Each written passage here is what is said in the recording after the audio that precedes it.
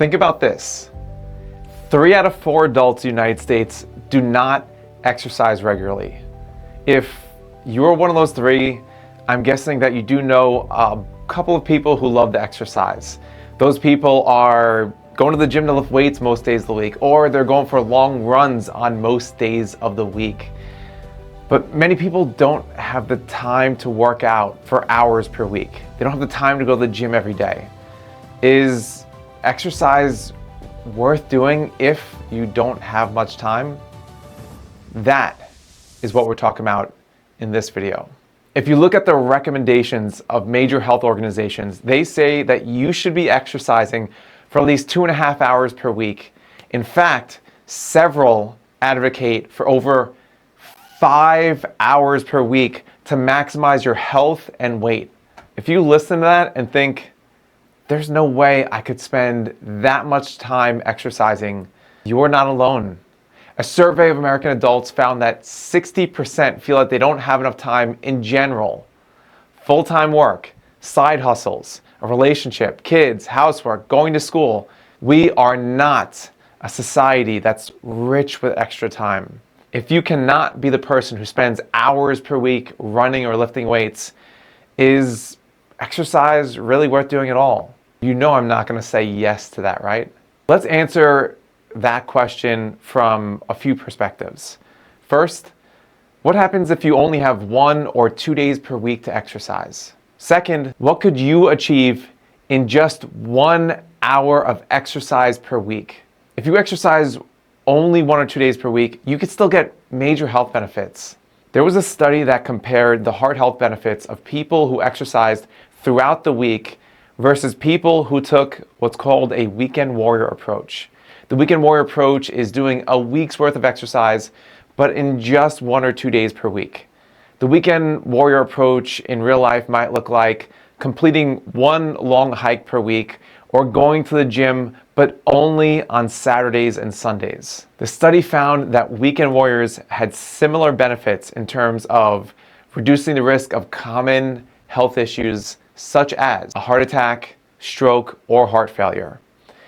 If you can exercise on just 1 or 2 days per week, you'll still get healthier.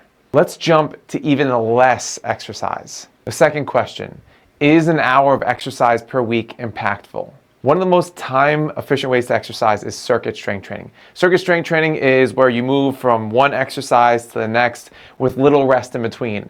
You might see this as doing squats, and then push-ups, and then jumping jacks, and then bicep curls. It's a combination of strength training and aerobic exercise. A few studies showed that just 2 30-minute sessions per week led people to get healthier and more fit, such as reducing their blood pressure and cholesterol, increasing their muscle size, and gaining strength. If you want to go even further down the road of less time, let's look at high-intensity interval training. High-intensity interval training is when you're alternating periods of all-out effort with very light effort. For example, this would be running up a hill and then walking for a little bit.